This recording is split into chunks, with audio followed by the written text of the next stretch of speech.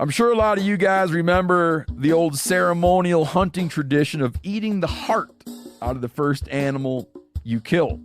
Meat from those organs are among the most nutrient-rich foods on the planet. You can get those same benefits your ancestors craved via convenient daily capsules from Heart and Soil. Find out more at heartandsoil.co. And remember, use code MeatEater for 10% off your purchase. Outdoor adventure won't wait for engine problems. Things like hard starts, rough performance, and lost fuel economy are often caused by fuel gum and varnish buildup. Seafoam can help your engine run better and last longer. You simply pour a can into your gas tank. Hunters and anglers rely on Seafoam to keep their engines running the way it should the entire season. So pick up a can of Seafoam today at your local auto parts store or visit SeafoamWorks.com to learn more. Welcome to the Wired to Hunt podcast, your home for deer hunting news, stories, and strategies. And now, your host, Mark Kenyon. Welcome to the Wired to Hunt podcast. I'm your host, Mark Kenyon, and this is episode number 31. Today in the show, we're talking about how our 2014 rut hunts have been going so far, and then we'll answer your questions on how we hunt this time of year. Enjoy.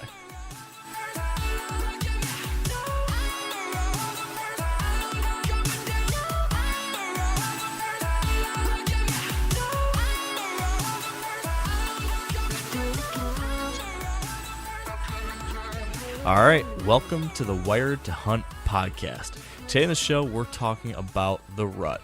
And joining me is my trusty co-host, Dan Johnson. How's it going, buddy? It's going pretty good. Let's see, I'm not at work for 2 straight weeks, so I will be in a tree stand instead. So that's really awesome, I guess you could say. Yeah, that's kind of the best of all possible worlds. I mean, every time we talk on this show, you always say you're doing pretty good because you're not in work, but now you're not at work and you're hunting. So life's good. I guess if there is any downside, it's I'm away from the family, and I'm away from my daughter, and it's kind of I don't want to say sad or to bring the mood down, but she was walking around the house the other day looking for me, going, "Daddy, Daddy, Daddy," and that kind of sucks, but seeing awesome deer movement is good. So, not comparing my daughter to awesome deer movement, but I think you know what I'm trying to go for here. I do. Just as long as your wife doesn't listen to this show, we're all good. Oh, she doesn't. Well, this is actually a first for us, Dan. For the first time, we are both recording this podcast remotely. So I am in a random hotel room in southern Ohio, and you are at your deer camp in... I'm at my parents' house, and I'm sleeping on a blow-up bed in, I guess you could call it a man cave, where my stepdad hangs all his mounts and like stuffed ducks and stuff. Fish, and he has a bobcat fur on the wall, and shedding arrows. So, yeah. That's pretty cool. I remember going down when I was down there this spring, checking out that room. It's a pretty good spot to crash, I'd say. Right. I even gave you the bed, Mark, because you were such an honored guest, and I took the couch. Remember that? I do remember that. I appreciate it, Dan. It was. I know that was a sacrifice, so I appreciate it. I'm back for a couple of days after that. just to let you know. Now I feel really bad about that whole trip. So. Oh, don't worry about it. All right, thank you. Thanks for letting me off the hook there. So, you're down there in Iowa. I'm down here in Ohio, and we're on these little trips because it is the rut. So, I guess without beating around the bush anymore, I think we need to talk about how our hunting's been. When we're recording this, today is November 4th, and this show is going to go live on November 6th. So, Dan, I know you've been hunting for a while now. I've been hunting since the 28th of October, pretty much every day. But I guess I'm curious to hear from you first, Dan. how's the hunting been? What have you been seeing? How's the rut progressing in your neck of the woods? Well, I tell you what, every day is getting better up here. As far as encounters are concerned, we have been in the right place every single hunt. Just the wrong deer are coming through. So we've seen tons of yearlings, 2-year-olds. Last night we had a great encounter with a 3-year-old who was a borderline. Right, we couldn't tell if he was 3 or 4. He was probably somewhere around the 130 mark as a 10, Nice. maybe 135, 140, and Ryan ended up passing him. I've seen chasing, not hard chasing, but basically scent checking. They're scent checking these does right now, waiting for the first ones to pop. I think that 3-year-old told us something last night, and it was he was chasing this doe, he caught up to her, and then he let her go. If that doe was hot or even close, he would have been dogging her. And I think that, and I'm still seeing groups of does. I'm not seeing a single doe by themselves. So what I'm seeing where I'm hunting is right now these bucks are hitting those scrapes. They're getting ready because I think it's going to happen tomorrow, maybe Thursday, Friday. It's going to just explode here pretty soon. It's like you can feel it when you go into the timber. Man, so what's Ryan thinking about all this? Because, for those listeners who maybe haven't been following along for a while, you are actually cameraman on this trip for your buddy Ryan. So has he been having a blast? Is the Iowa hunt turning out as good as he was hoping it would? Oh yeah. I can't speak for him, but I asked him if he's happy and having fun, and he tells me yeah. He passed a deer last night that would have been the biggest buck that he's ever shot. So it tells me he's serious about it, and it's just a matter of time till we have an encounter with a 4-year-old or older. And I asked him, I said, dude, you can shoot whatever you want. I don't care. It's your hunt. You want to shoot a spike horn, you can shoot a spike horn. If you want to hold out for a really mature giant, you can do that. But I think what we've discussed is he's saying he wants at least a 4-year-old and somewhere around the 140-inch mark. So if those two things come together, he's gonna have an opportunity, I feel, in the next couple days. Dude, but yeah, he's having a blast. That's awesome. I'm glad to hear that the hunt's gone well and he's having fun. And man, that's awesome that he was able to see a buck that would have been the biggest he's ever taken a shot at, and has the confidence in the upcoming week or two of hunting left that he can get a shot at a better one. So I certainly think it's possible. I mean, knowing what you have down there, so that's awesome. And the good thing is that we both have until the end of next week, so we have another week yet of hunting, which is good. Yeah, you've got a week and a half of hunting, really, right? Yep, week and a half, and I'll tell you right now, our trail cameras that we check maybe once every, we're checking a different trail camera every day, but the trail cameras that we are checking over scrapes, the big boys are still hitting them. The fence crossings and some of the other places, the mature giants, that are on our hit list are still in the area. They're still hitting those scrapes. So that tells me right now that these bucks are not hooked up with does yet.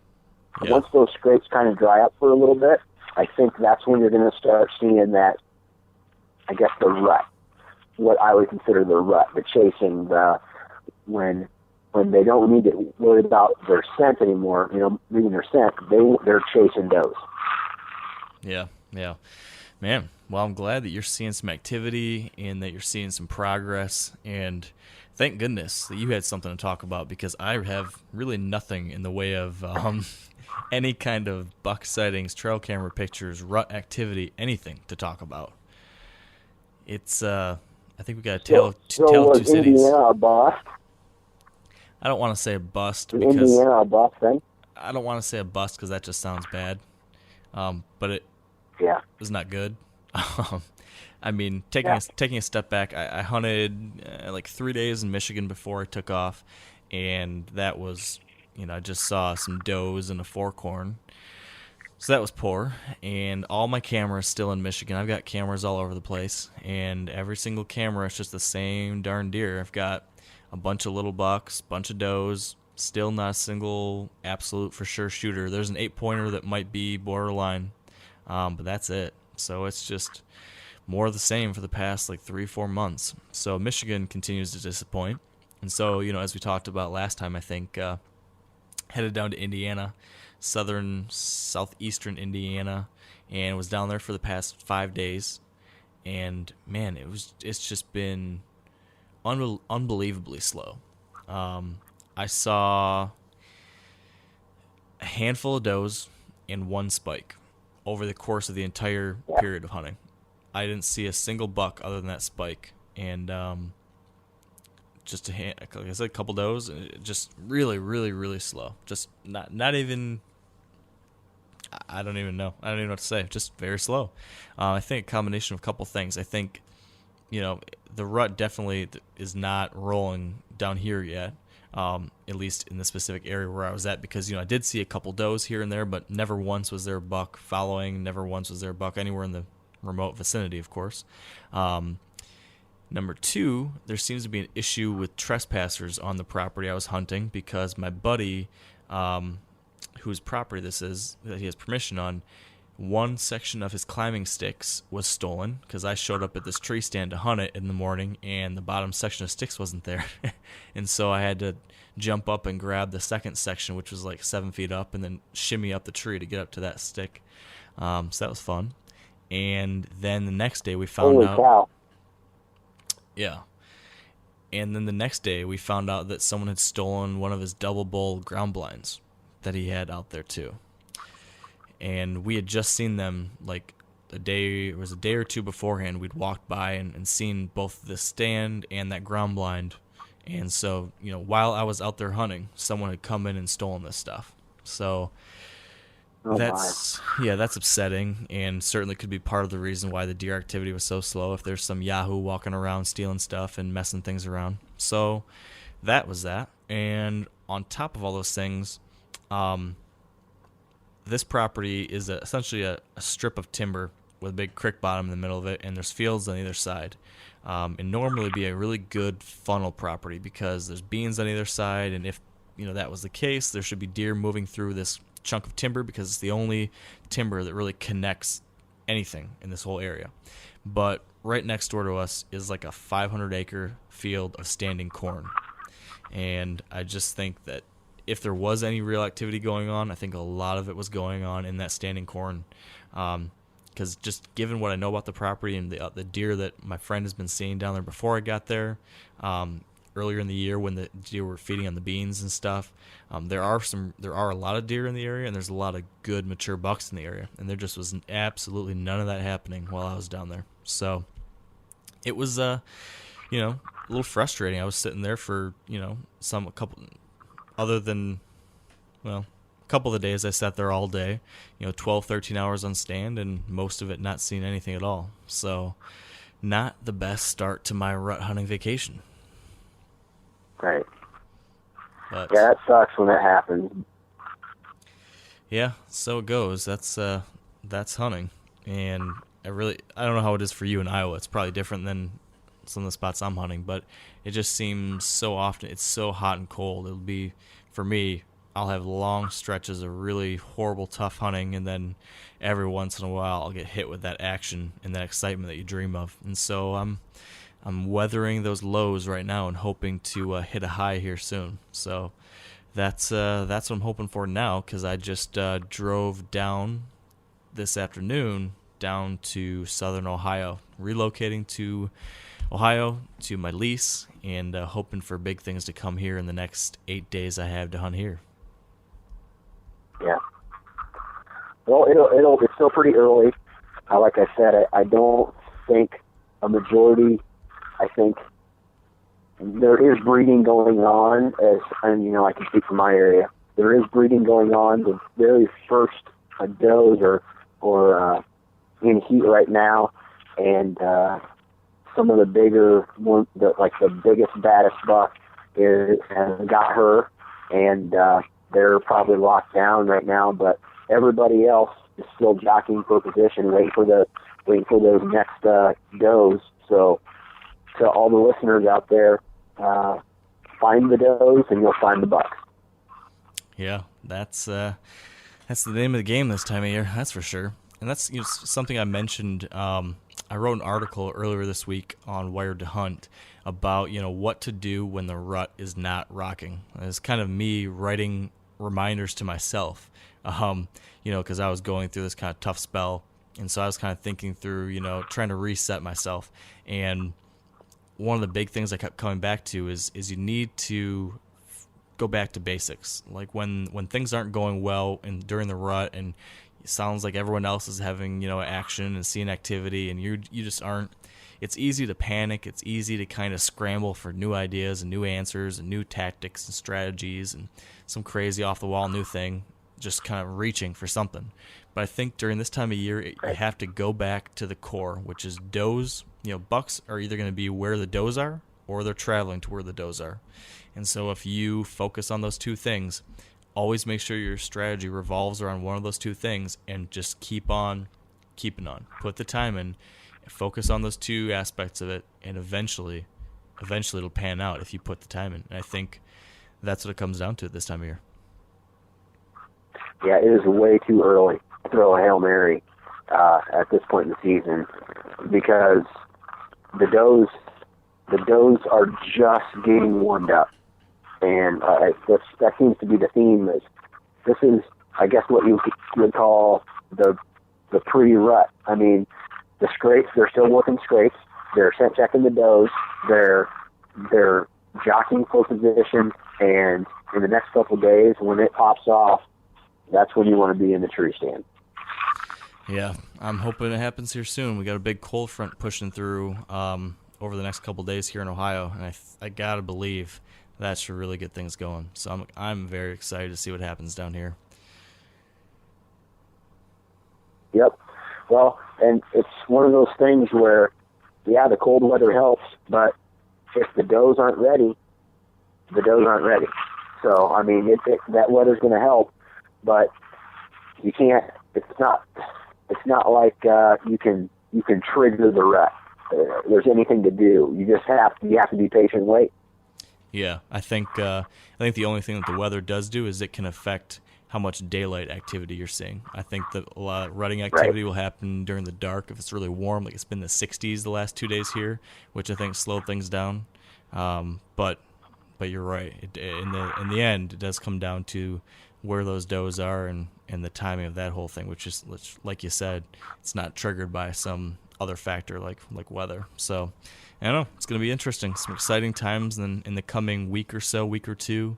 And, man, I'm hoping that you and I will have some good stories to tell here on our next podcast, hopefully, because, gosh, really, for a lot of people, our seasons are, it's make or break in this next week or two. This is really what we've been working towards for, 10 months or whatever it was to get back to this point from last season. So big time stuff coming up.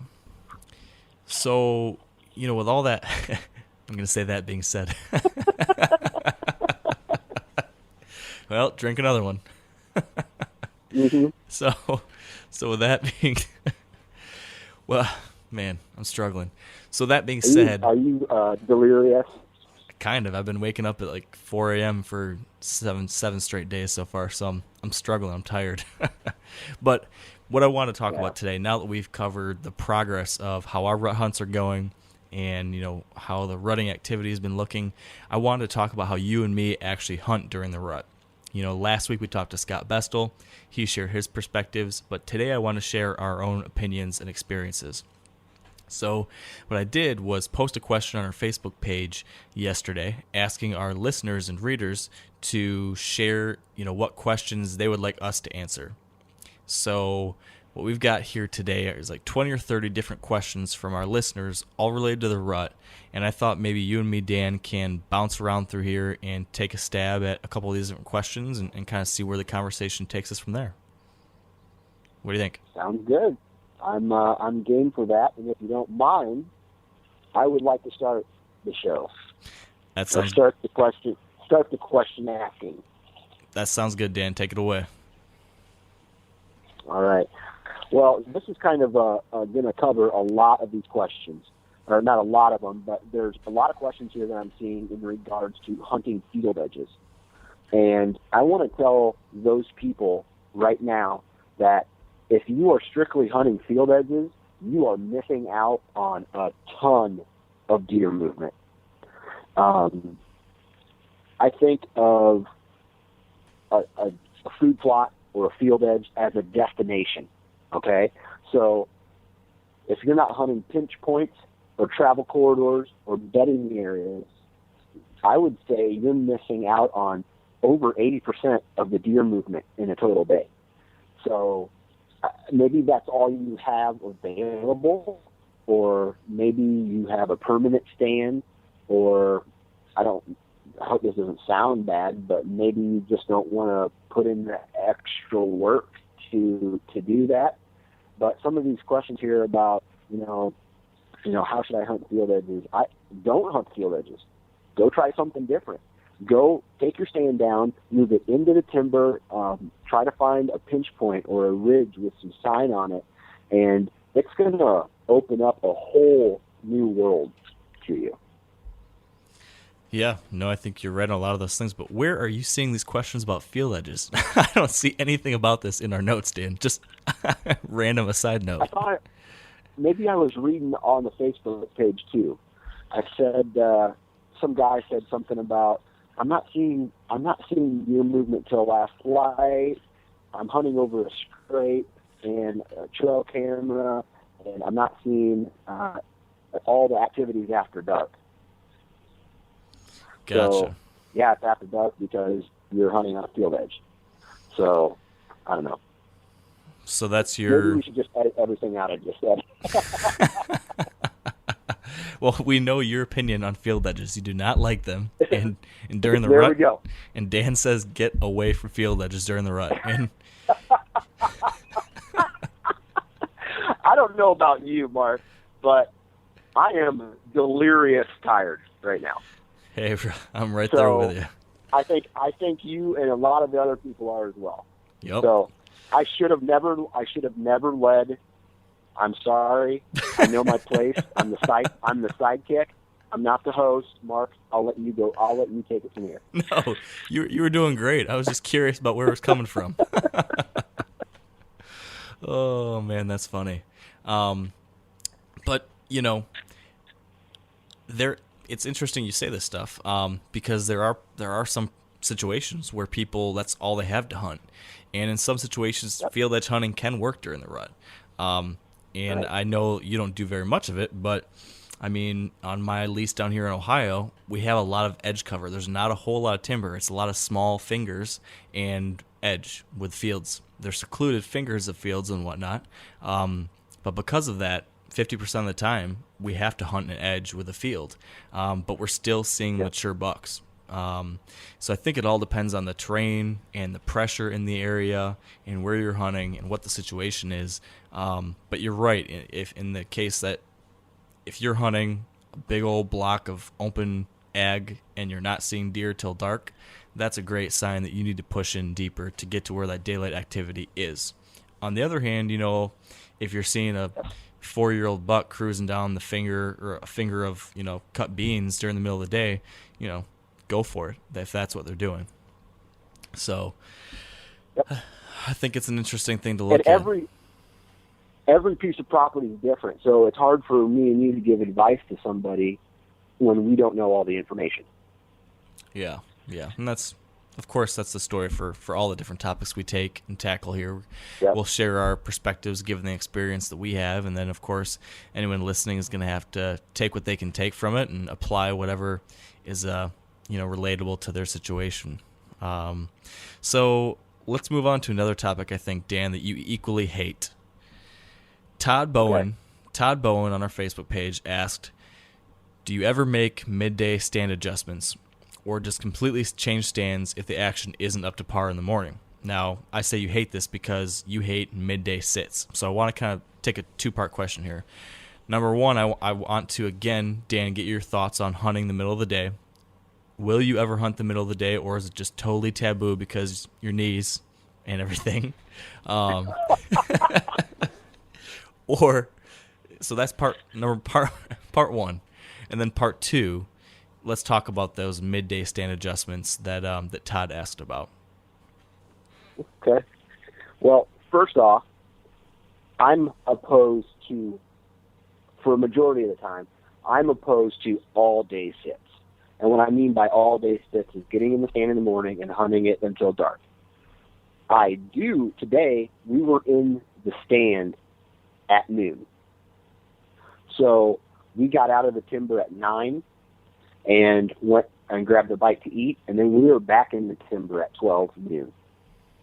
And we were seeing movement at about 2 o'clock is when we started seeing a steady movement. I think tonight we saw 5 or 6 different bucks and 3 does, so 3 or 4 does. But if you're not seeing activity, for me, unless you know that there's going to be a deer coming through at some point, if you have facts, if you have trail camera information, that's the only way I would wait it out all day. But now it's still early enough to where they're probably still in some food to bed pattern.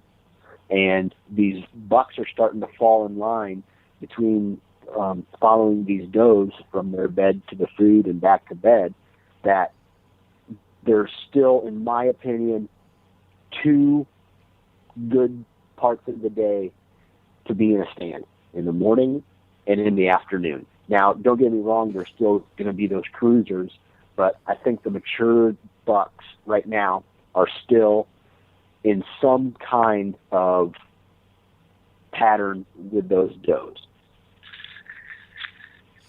Okay. I have a couple thoughts on what you said there. Okay. First off, I can't believe you're getting out of the woods at 9 a.m. Aren't you? This morning I hunted a travel corridor I was literally, I was probably inside 100 yards off of a road. So I was waiting for these deer to work their way through. They worked their way through, and then that's it. Then you get out. So it was kind of one of those things where you're not going to see any movement midday. I could see when the lady turned her light on in the kitchen this morning. That's how close to the house I was. Nice. So I guess to the midday sits, here's my perspective on this. And I agree with you that no matter when, the middle of the day or during the rut is a lower percentage sit than your evening and your morning sits, right? Deer are crepuscular, meaning they move the most, early in the morning and late in the evening at the edges of darkness. And that's always going to be the case. But during the rut, as we all know, we always hear about, there is increased movement on occasion by mature deer during the middle of the day. And so my one disagreement with you, Dan, is that you said that you would never stay out there unless you knew for a fact that there was a big buck moving in the middle of the day because of a trail camera picture or something like that. And my argument would be that these midday movements are relatively rare, and you never know when it's going to happen. And that's why, for me, I feel like if I'm not out there, that maybe that big buck is only going to come through one time over the course of 12 days in November. If I'm not there that one time, I missed that one opportunity maybe I had for the entire year. And I realize that's a relatively low, low percentage sit compared to the morning or evening. But for me at least, during this 2-week period of, the 1st of November through the 14th or 15th of November, I take the brute force approach. I put everything in, and I'm saying this is the absolute best chance at a mature deer, and it might be just a personality thing, but for me, I feel guilty if I'm not in the woods the entire day, taking every single possible opportunity I have. I feel like I'm not giving it my all, and I feel like I'm doing myself a disservice, or I'm not working hard enough. And so even though it's a low percentage sit, there's a possibility of it, and there's a higher possibility at this time of year than at any other time of year. And so I'm willing to push it during that time when it's not fun. It's not the best of hunting action. 90% of the time it's dull and you don't see anything, and it's a waste. Not a waste, but you're not actually seeing a big deer. But I've had enough times between the 1st of November and the 15th, even the 23rd or 24th of November, where I have had mature deer come through between 11 and 1 that I never would have seen otherwise. But I'm kind of arguing something that I argue myself too all the time. I mean, it's just tough. Yeah. It's tough to justify because it's hard to do, and 99% of people, wouldn't enjoy it. But for me, I've kind of defined my own rut hunting strategy as brute force. Like I'm gonna kill a deer just because I'm just stupidly persistent enough to get it done, I think is kind of what I try to do. And so by putting those long hours, that helps me get a little bit of an edge on that front. But that's just me. Now, a lot of you guys are familiar with the old hunting tradition of eating, some organ, the heart or a chunk of liver off the first animal you kill. I had that when I was a little kid, and it was a big deal. Organ meats were always prized by frontier people who knew the importance of getting a lot of different minerals and nutrients. And as often is the case, those guys were onto something, because organs are among the most nutrient-rich foods on the planet. And you can get the same benefits your ancestors craved via convenient daily capsules from Heart and Soil, made exclusively from regeneratively raised, grass-fed, and finished cattle. Heart and Soil's unique freeze-drying process means all those important nutrients are trapped in, ensuring you experience every one of the benefits of nature's superfood in a clean, convenient, taste-free capsule. Find out more at heartandsoil.co. And make sure to use code MeatEater for 10% off your purchase. That's heartandsoil.co. Use the code MeatEater. We've all seen plenty of gadgets and fads come and go, but here's one product that stood the test of time: Seafoam Motor Treatment. Lots of hunters and anglers know that Seafoam helps engines run better and last longer. And it's really simple. When you pour it into your gas tank, Seafoam cleans harmful fuel deposits that cause engine problems. I'm talking common stuff like hard starts, rough engine performance, or lost fuel economy. Seafoam is an easy way to prevent or overcome these problems. Just pour a can in your gas tank and let it do its job. Now, you probably know someone who's used a can of Seafoam to get their truck or boat going again, because people everywhere rely on it to keep their trucks, boats, and small engines running the way they should the entire season. So, help your engine run better and last longer. Pick up a can of Seafoam today at your local auto parts store, or visit SeafoamWorks.com to learn more. Mass coverage. Statistically, the more time you spend in the woods, the more chance you're going to have at deer. For me, it all comes back to what deer you have in the area, what you know about your property. And for me, I know that I'm going to move from basically and hunting these properties for a long, 7, 8, 9 years. I know when the movement is going to happen. There are certain spots that are historically better in the mornings, and there are spots that are historically better in the evenings. So I don't know. It's one of those things that every person's different. Every property is different. Everybody has a different scenario that they're dealing with. Yeah, I think an important point to make too is that when I say I'm hunting all day, that doesn't necessarily mean that you have to stay in the same stand the entire time. Because to your point, Right. lots of times there's going to be some stands that are great for the morning, some that are better for the evening, and then there's even sometimes stands that are great during the middle of the day, but maybe aren't perfect for either other side of the things. So to Todd's question here, I would say I absolutely do make midday stand adjustments. Just for instance, on Saturday, this past Saturday, I hunted real close to a bedding area, downwind of a bedding area in the morning till about 1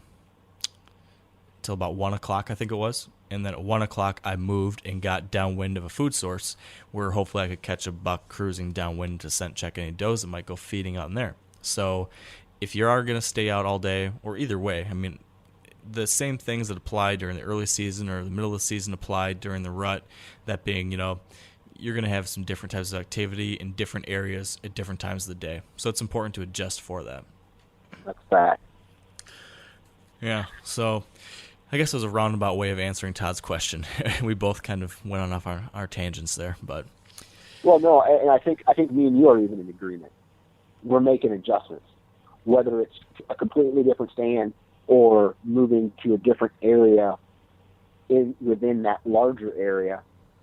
Yes, we're making adjustments, and we're, you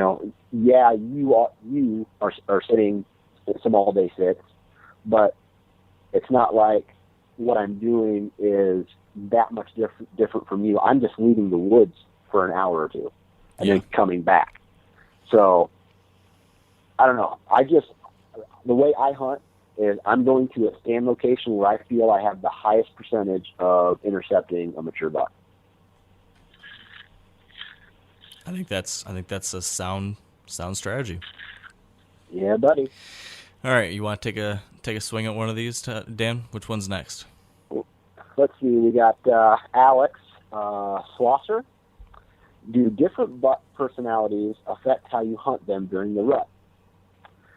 Well, for me, it's kind of hard to tell because I do feel that different bucks have different personalities. For example, me and Ryan were talking about this.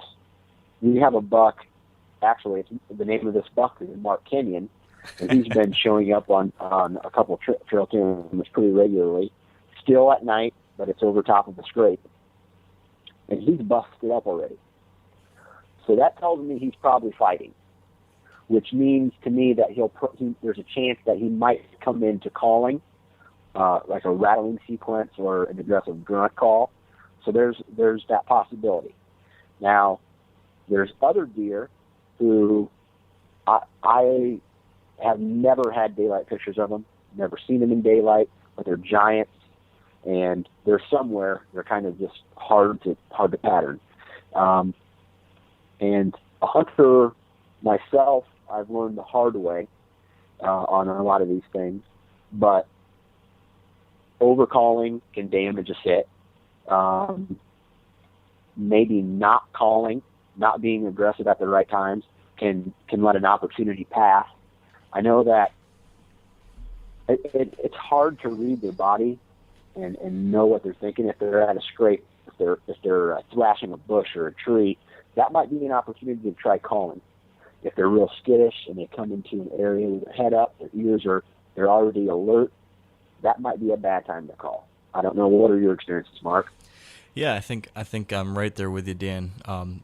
Like you said, bucks definitely have different personalities, and the challenge is just, to what degree can you understand that personality and then adjust for it. So I think, for anyone listening, if you've got a buck that you've got lots of trail camera pictures of and you've had numerous encounters where you've been able to see how he interacts and what his behavioral patterns are, keep that in your kind of in your hard drive, and then you apply that when you're hunting the rut. So exactly like you said, if there's a buck that you think's all busted up because he's been fighting, that's definitely someone you might want to be more aggressive with. So I think that's a great point to make. I also think, and this isn't necessarily related to a personality of a specific buck, but I think also, I'm kind of adding on to the question here, but I think also the areas where you hunt, how in general bucks will behave will be different.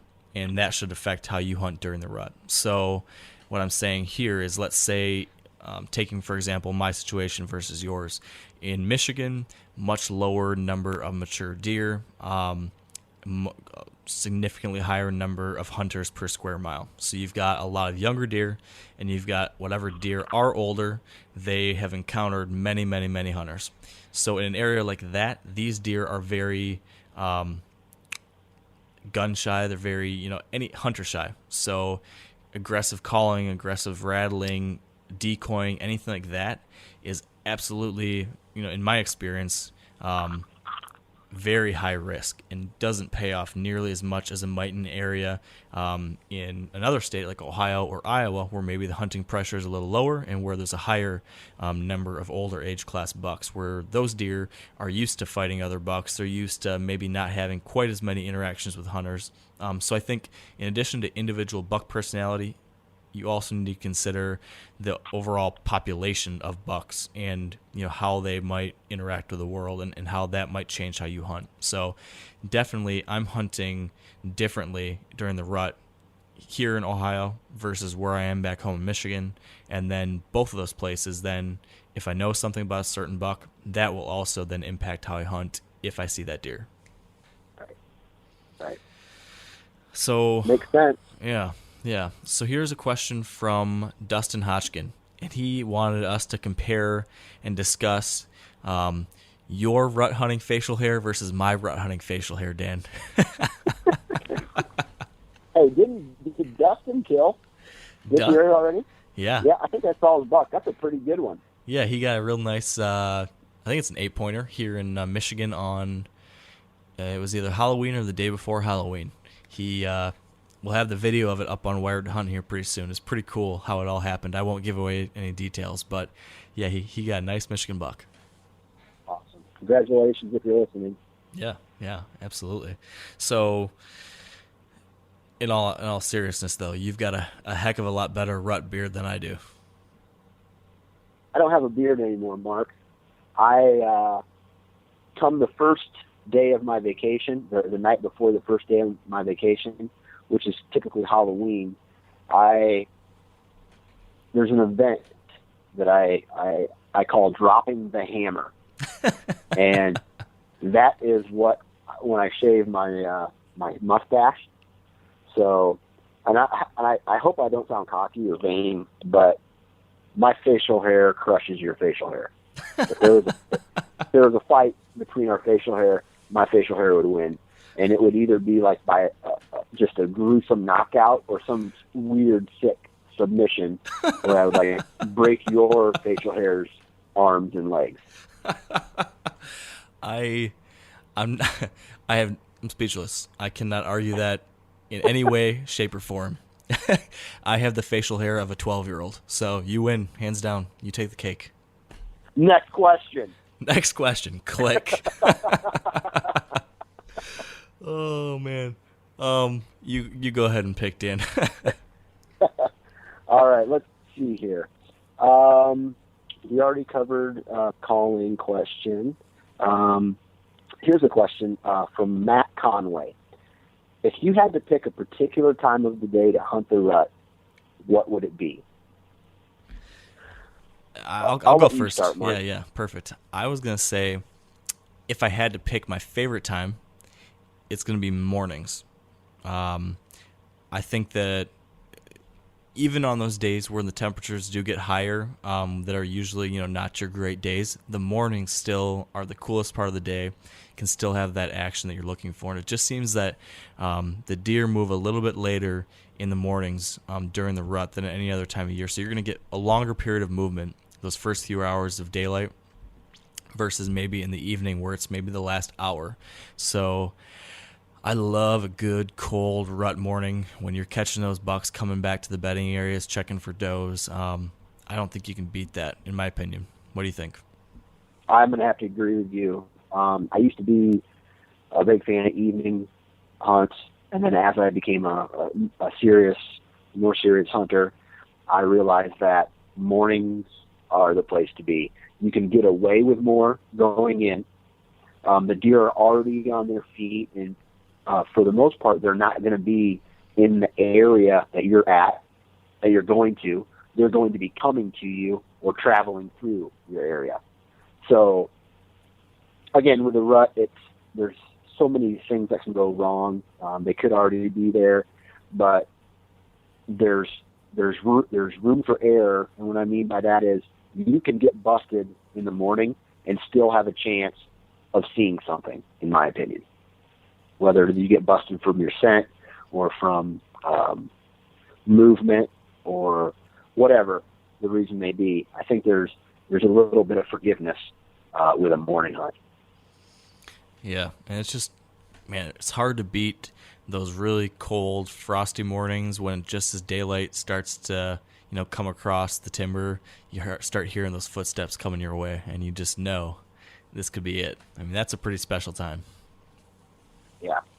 Yep.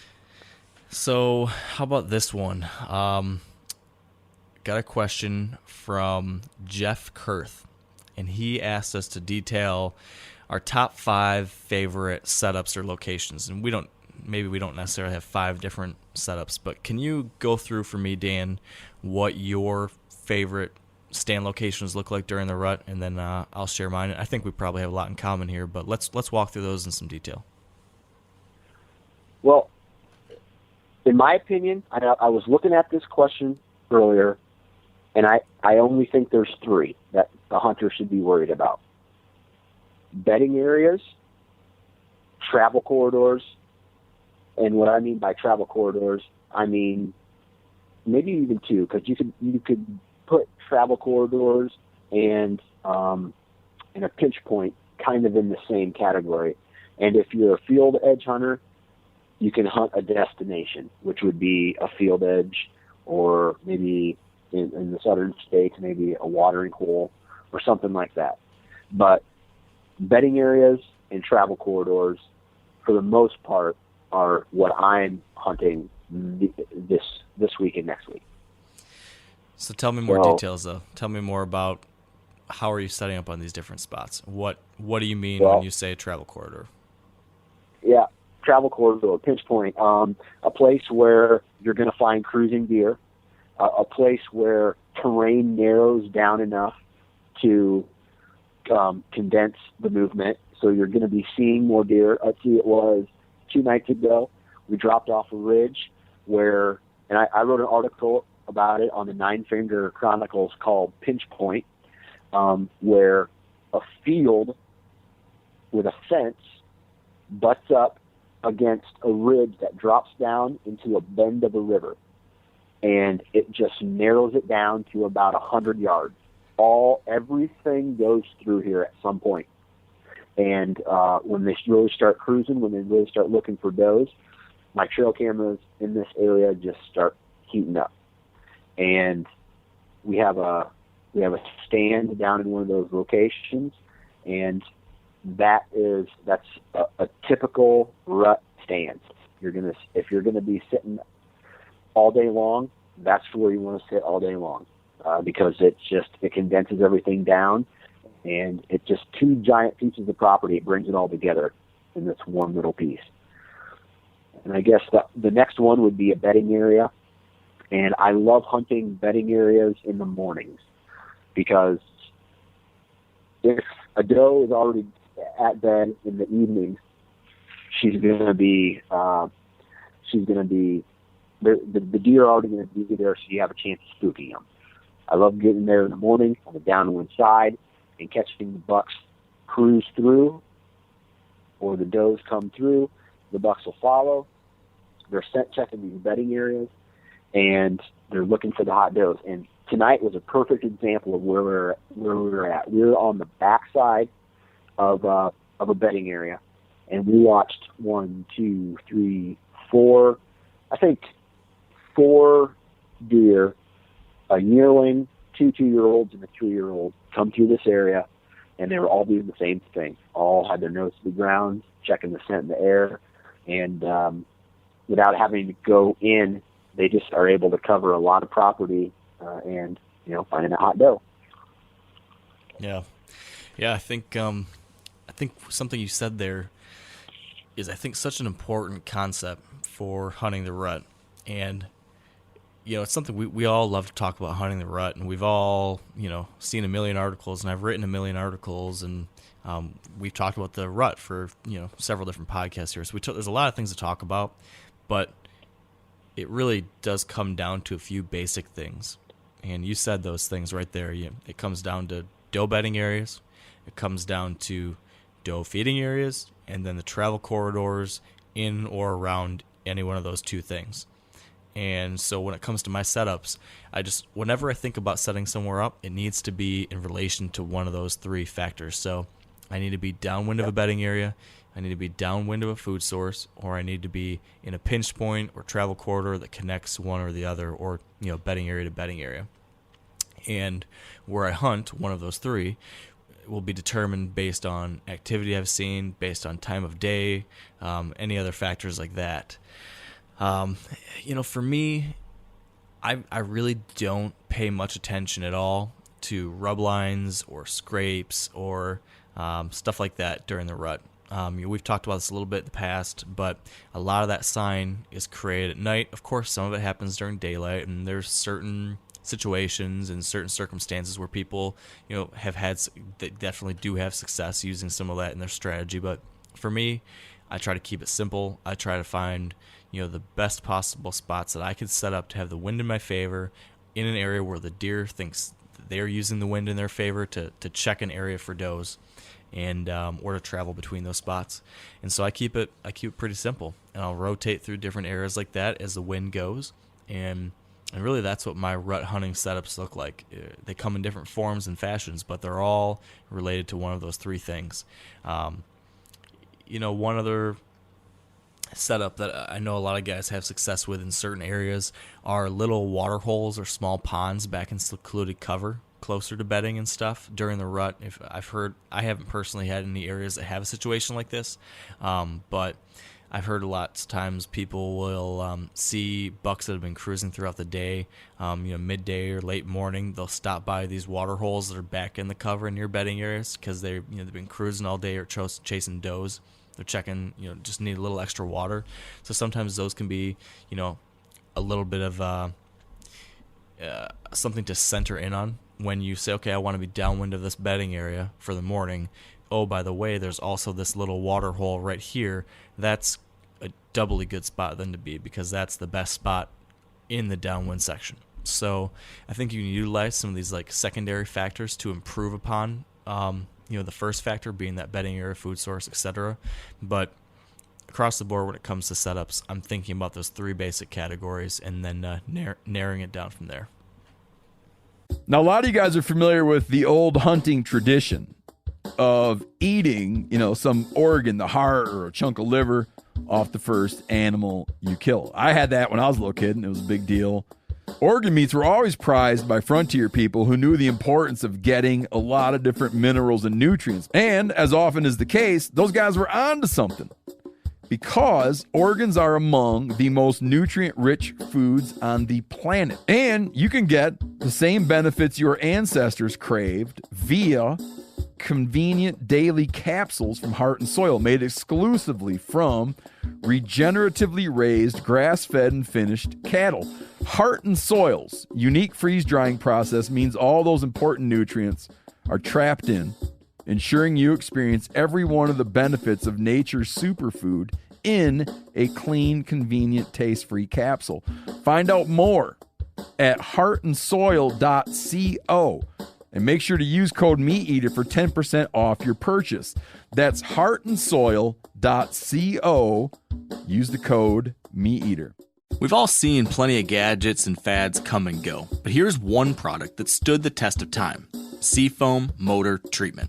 Lots of hunters and anglers know that Seafoam helps engines run better and last longer. And it's really simple. When you pour it into your gas tank, Seafoam cleans harmful fuel deposits that cause engine problems. I'm talking common stuff like hard starts, rough engine performance, or lost fuel economy. Seafoam is an easy way to prevent or overcome these problems. Just pour a can in your gas tank and let it do its job. Now, you probably know someone who's used a can of Seafoam to get their truck or boat going again, because people everywhere rely on it to keep their trucks, boats, and small engines running the way they should the entire season. So help your engine run better and last longer. Pick up a can of Seafoam today at your local auto parts store or visit seafoamworks.com to learn more. Yep, I think we covered just about all of them. Yeah, there's, again, I just think we sometimes, work our way into circles when we start talking about hunting the rut. It's pretty basically simple.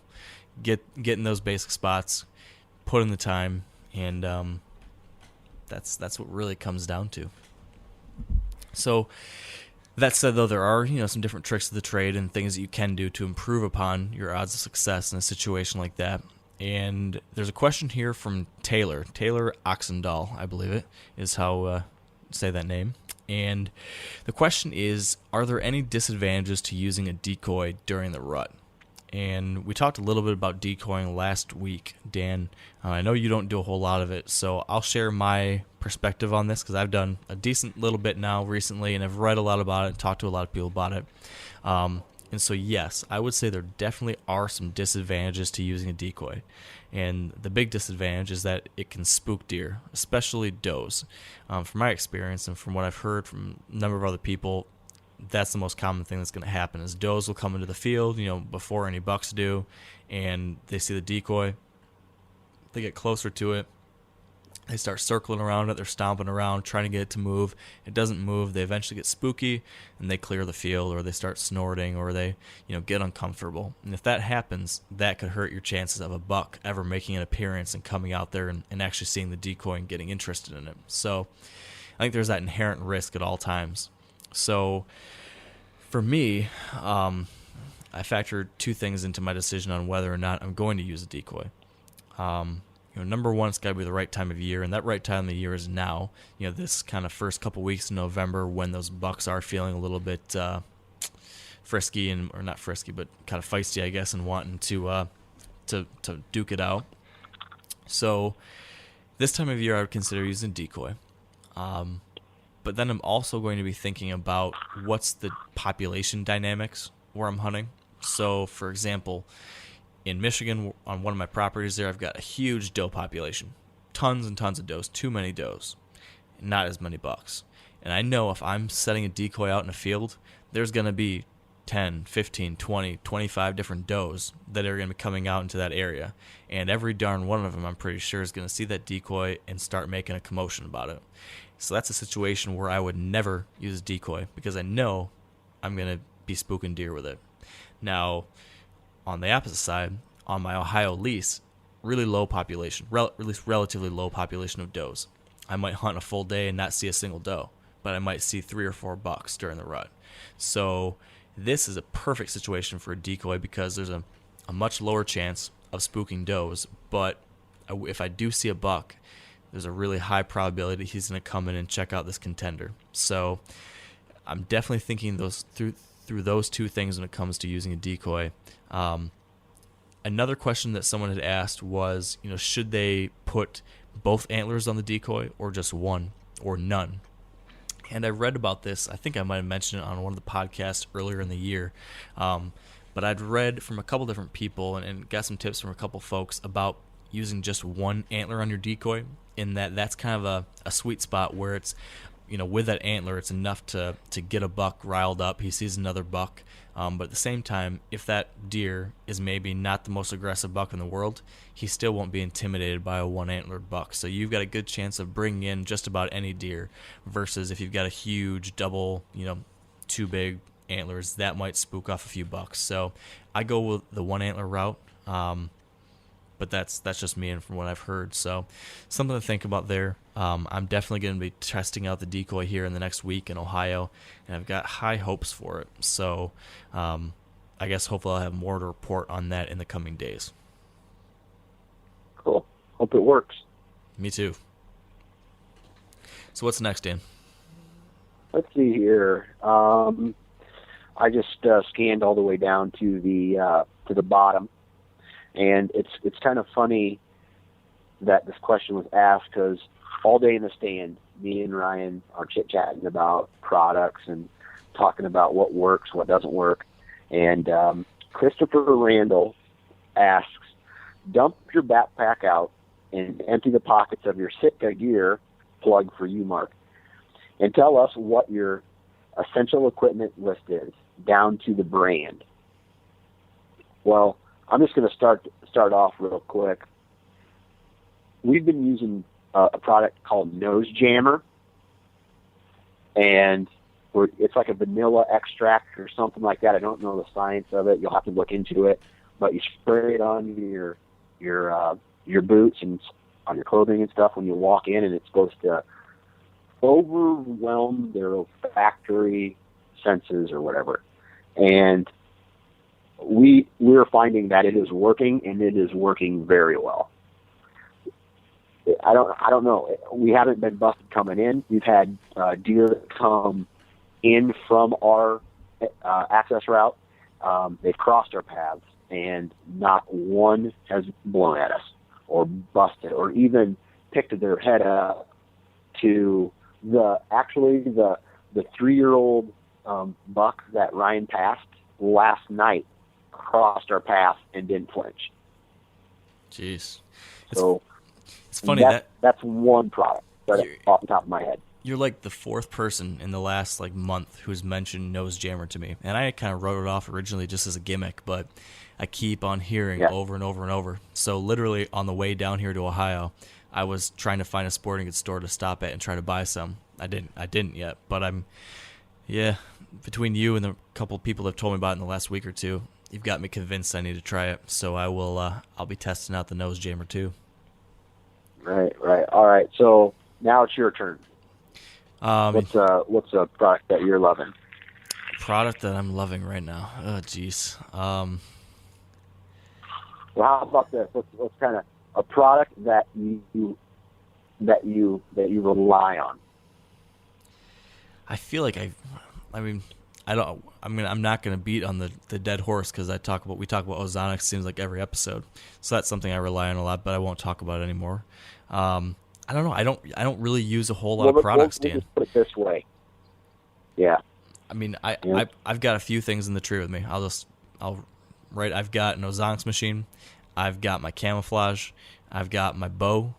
I'm sitting in a tree stand, and I carry one grunt tube, some rattling antlers, and a wind checker, and that's basically it.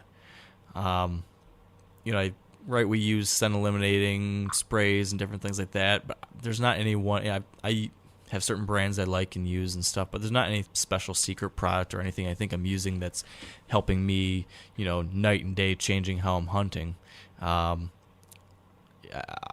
think there's a lot of good products out there, and there's certain brands and products I trust and that I use, and I'm very happy with. But I do think sometimes people get too caught up on gear and thinking that makes or breaks how they hunt. And I think, and I'm not trying to sell short any of these really great companies out there. There's lots of really good gear out there. But I just think at the same time, there's guys who are killing really big deer using some stuff from the 80s. So when it comes down to it, I don't think sometimes we use gear as a crutch when lots of times we don't need to. So I don't know. Mm-hmm. I agree. I don't think gear has anything to do with it. And any bow with any broadhead placed in the right spot will kill a deer.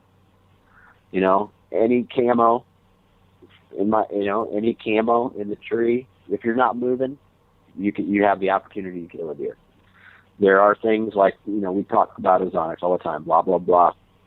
We feel that's something innovative that we talk about. But back to all the basics, there are people killing giant deer every year who are in jeans and hooded sweatshirts. So, it is what it is kind of thing.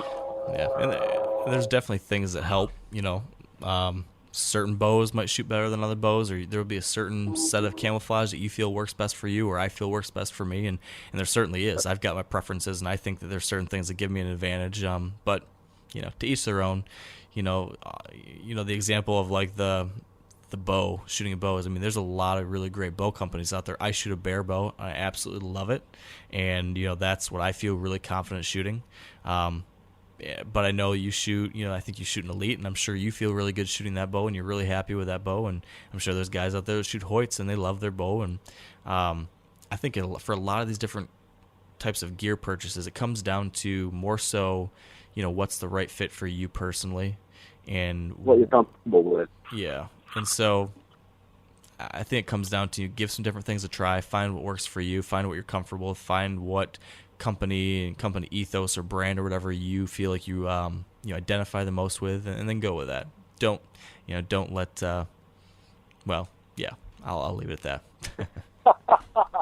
Don't let T-Bone tell you that the can cookers are the best crock pot on the market. Well, now he's not going to come on the show, Dan. Oh, he will. All right. So what do you think about this? Paul Shu, I think is how you pronounce his last name, brings up a great question. He asks, if a hot doe passes out of range with bucks in tow, in what situation would you pick up and move to take advantage of that versus hanging tight and staying where you're at? So when you see bucks chasing a doe, do you move to get in there where they were, or do you stick it out where you are and hope that they come back closer to you? What do you do, Dan? Well, unfortunately, if a doe is being dogged by one or several bucks, it's an irregular movement. So statistically, she's probably not going to come back in that same location again. If you already feel that you're in the best spot, stay in that spot. I wouldn't be, this time of year, like we've mentioned, it's chaos in the timber. There's no pattern, A doe is going to do anything that she can to get away from these bucks if she's not ready to breed or has already been bred. So there's no rhyme or reason that she's doing what she's doing. She just feels pressure from these bucks and she wants to get away from them. Yeah, I think I agree mostly with what you said. Yep. That's most of what I've seen. And so I usually don't pick up and relocate after seeing something like that. But I have heard repeatedly from a lot of other really good hunters that have seen does circle when they've been being chased for long periods of time. I have heard lots of times about cases where they'll circle back through the same general area a couple times. And in those situations, if that's true, if that happens, it might be worth moving in and trying to get into that area. But I in my experience, I have not seen that myself. So I tend to, I tend to stick it out where I am and trust my instincts on why I originally sat there. Now, to another point you said, though, Dan, you mentioned the fact that, during this time of year, the woods is chaos and there's no patterns to anything going on. Mm-hmm. And that's right, commonly held belief. But to a degree, that is wrong. And when I say wrong, it's true, right? There's a lot of chaos in the woods, but there is some level of a pattern that is going on. And I think we inherently know this. And research has recently shown this. I can't remember if this is on our regular podcast, Dan, that this was discussed, or if it was on the Rules of the Rut podcasts. But Steve Bartilla had talked about this. We had him on the show as a guest a few weeks back. And he talked about the fact that he does believe that you can pattern deer during the rut, that you can pattern bucks during the rut. And that he's repeatedly seen it. He's seen these same big mature deer during the rut continue returning to certain areas. And there was recent research done in Texas where they put GPS collars on a bunch of bucks and monitor their movements during the rut, and they found the same thing, and it makes sense. And what they found is that almost all bucks have a certain number of what they called focal points, essentially hot spots that they came back to repeatedly every, I think it was 24 to 48 hours. They would cycle back to these spots over and over and over again. So they were repeating their movements. What they were doing is they were coming back to doe hotspots, doe bedding areas. So they would check a doe bedding area, move on to the next one, check that doe bedding area again, move on to the next spot, check that doe hotspot. And whenever they did pick up a hot doe or a doe they were interested in, then they'd chase and there'd be chaos and they'd run around and they would go off and on and, seemingly not on any type of patternable travel. But then, whenever that ended, or maybe he spent 24 hours with that doe and he's done with her and he's ready to move on to the next one, then he returns to that basic cycle. And this has been proven now sounds like a number of studies. So I think the key is identifying in these cases when there's a buck that's utilizing your properties, is to recognize that they do have these focal points. If you can identify those focal points, you might have a chance at figuring out a very general idea of what this buck might do.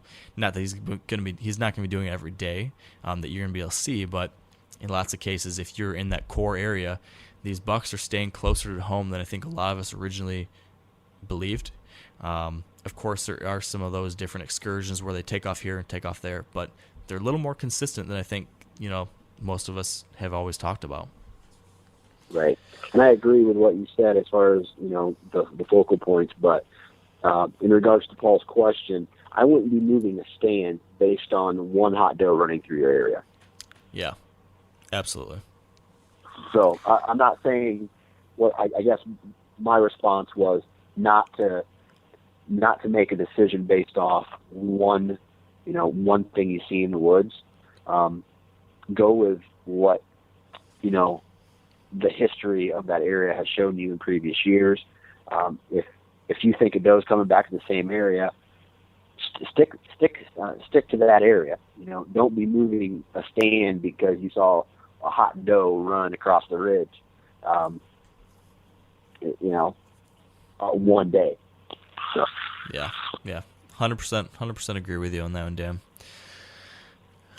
Well, what else do you think we should cover here, Dan? Any other questions here on the list that you want to tackle? Well, I don't know if it's necessarily a question, as it is more of a reminder. Today, I'll be honest with you, we were coming into an area. We were setting up. I had my safety harness on, and my tree stand slipped. And, nothing bad really happened, but I had to step up on another branch while Ryan adjusted my tree stand for me so I could get back on it. And what my point is, as we start hunting, we get tired, we get frustrated, we start to lose sight of maybe what we think are simple, but are actually the most important things, like our safety and other people's safety, to really slow down and, check your gear, make sure it's working right, shoot your bow, make sure you're doing the right thing, not only for your safety, but as far as the hunt is concerned too. Don't take shortcuts. Don't slack because, you're tired or I don't know, just use your brain and slow down and make sure you're thinking soundly before you do make a decision, or you do go into a new spot, or, check the winds, put all the information you have together I know this is kind of one big thing, but I don't know. It's just something that kind of crossed my mind. I probably stepped on my tree stand without really checking on it today. And, some of it was probably because I was tired. Some of it was probably because I was in a hurry. But nothing bad happened, but you never know. It's one of those things where anything can happen at any moment. Yeah, it's a great point. And I think, like you said, it's especially this time of year where a lot of us are on a vacation or something, where we're hunting for 7 days in a row or 14 days in a row or whatever, and we're putting really long hours in. It's easy to get sloppy. It's easy to get tired, and whether that's with something related to safety, like in your case, or if it's, when it comes to execution of your hunting strategy, or maybe you're tired and you I just want to get back home. I'm just going to walk right through the middle of that field coming out of the stand at night, or whatever it might be. We need to remind ourselves that you can't be sloppy even during the rut. These are still smart animals. And then, things outside of the hunting point too. You got to make sure you're being careful, being smart, doing things the right way. So it's a beautiful, awesome, fun time of year, but it's not time of year where you can be lax with what you're doing either. Right. And I think the very last thing for me would be, remember why you're doing this. I just remember the very first time I ever went on a bow hunt. I had a garage sale bow with every arrow was different, with every broadhead was different. I think I was maybe 13 years old, and I got within like 5 yards, and probably it was a homemade tree stand built out of 2x4s and L brackets, iron L brackets, and I had such a blast, and I had so much fun. And now there's so much pressure I feel from Facebook and from others. There's a little bit of antler jealousy, so to speak. That remember why you started doing this in the first place, and have fun, because that's what this is all supposed to be about. It's supposed to be fun and relaxing, and you're supposed to enjoy yourself. I think that's the most important reminder we can leave anyone with. And it's so ironic because, this is the time of year that, so many of us look forward to, all year for the rut. We're so amped up for this time period. And we talk about it and we can't wait. And I almost feel like it's because of all that hype and all those expectations that we put on ourselves about the rut that, at least for me, and I imagine from what you're saying and from what I've heard from other people, that a lot of other people feel this too. Like you said, there's a tremendous amount of pressure, and I end up getting, I wish I wasn't this way and I need to work on this, but I get more stressed out than at any other time of year. This time of year, this is when I'm the most frustrated and the most stressed out, and it's ridiculous because, like you said, we're supposed to be having fun with it. This is, what we have been looking forward to. So remembering why you're doing what you're doing is great advice. And yeah, it's funny. My wife actually texted me last night, she knows me pretty well. She just said something along the lines of, I know you're already getting frustrated and antsy, but she said exactly what you said, Dan. She said you need to remember why you do this, and you do this because you chose this challenge because it's just that, it's a challenge. So focus on the joy, focus on the adventure, and knowing that all these all the great accomplishments that eventually will come, they're worth the struggle. So I think have fun with it, and like you said, Facebook, I think there's a lot of Facebook envy out there, and seeing everyone else killing their deer, I think that weighs on people, and just have fun with it and don't get too stressed out. And I'm more guilty than this of probably anyone, so this is me preaching to myself. But it's a mental game. I know we talked about this last week, but I think the rut in general, it's all about, stick to the basics. For me, it's hunt those couple core areas, put in your time, hunt hard, and stay positive, stay focused, keep the right attitude.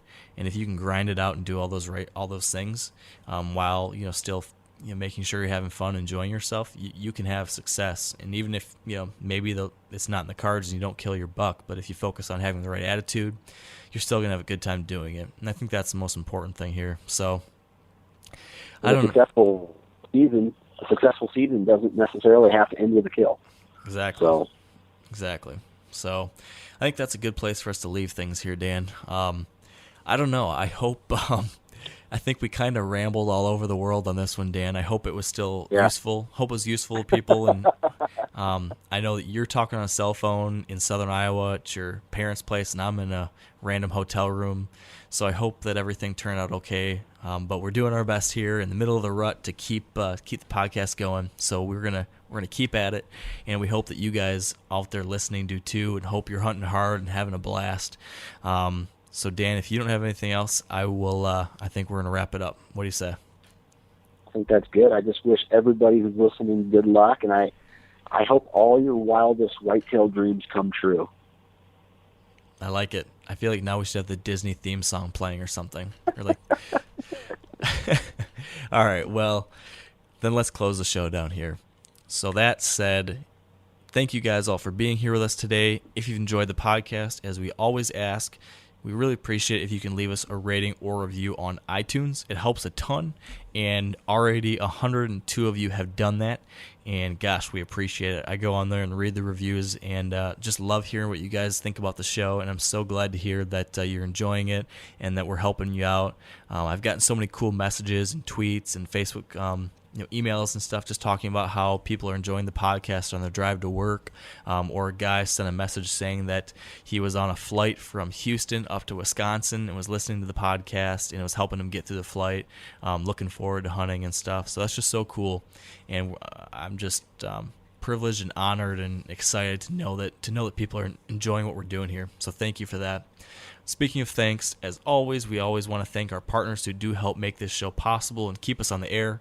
So big thanks to Sitka Gear, Trophy Ridge, Bear Archery, Redneck Blinds, Carbon Express Arrows, Huntsoft, Lacrosse Boots, Big & J Long Range Attractants, and the Whitetail Institute of North America.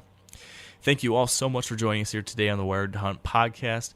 And I hope that the rut hunting, like Dan said, I hope your whitetail dreams are coming true. Hope the hunting has been good. And I hope you guys have some really, really awesome encounters in the days to come. So good luck out there and stay wired to hunt.